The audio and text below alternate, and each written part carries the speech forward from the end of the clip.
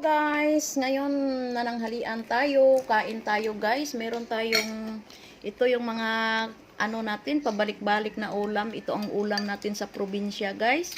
Sapsap na nilagyan ko lang ng kamatis, silit, sibuyas at saka luya. At saka meron tayong seaweeds na guso. At meron tayong ano to, cucumber. At saka merong pritong sapsap. Yan lang po ang ating mga ulam guys. Pang probinsya po na ulam. So let's eat guys. Kakain na tayo. Thank you sa mga pagkain Lord na binigay mo sa amin araw-araw. Maraming salamat. So let's eat guys. Thank you so much sa panonood nyo sa aking video. Kahit ganito lang po ang mga ulam natin. Ang importante busog tayo guys. At saka healthy. Yun ang napaka-importante para sa atin na araw-araw tayong kumakain ng mga healthy na mga pagkain. Kain tayo guys. So ito masarap po ito guys. Yan. Ang importante guys, meron tayong kinakain sa araw-araw. Yan. Meron tayong sabaw sa araw-araw. Sarap. Yung sapsap guys. Yung sapsap natin, mga malalaki-laking sapsap. Yun ang sinabawan natin. Nilagyan natin ng kamatis ito, sapsap. Nilagyan lang natin ng kamatis. Ang sarap. Kain tayo. Kain na. Ito, meron tayong ito. Ito. Let's eat guys. Yan ang camera natin. So crunchy. Yan. So let's eat na. Oh.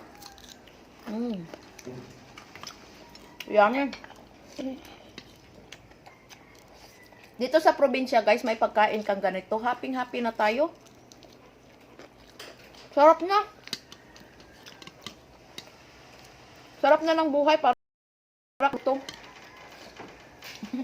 Yan ang kababaw ng ating kaligayahan. Importante mabusog tayo. Yan ang importante. At saka yung kinakain natin mga healthy food. Sap-sap na crunchy. Yun ang paborito ng mga anak ko. Lagyan ng ketchup. Lagyan ng ketchup. Meron tayong sabaw na nilagyan ta lang ng kamatis. Sarap na. Yummy. At meron tayong vegetable.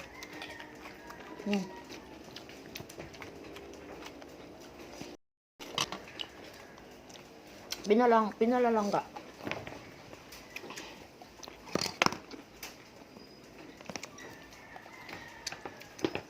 So,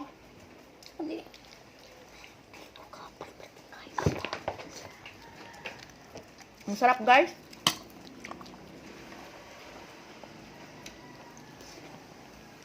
Ganito lang tayo araw-araw guys. Ganito ang buhay sa probinsya.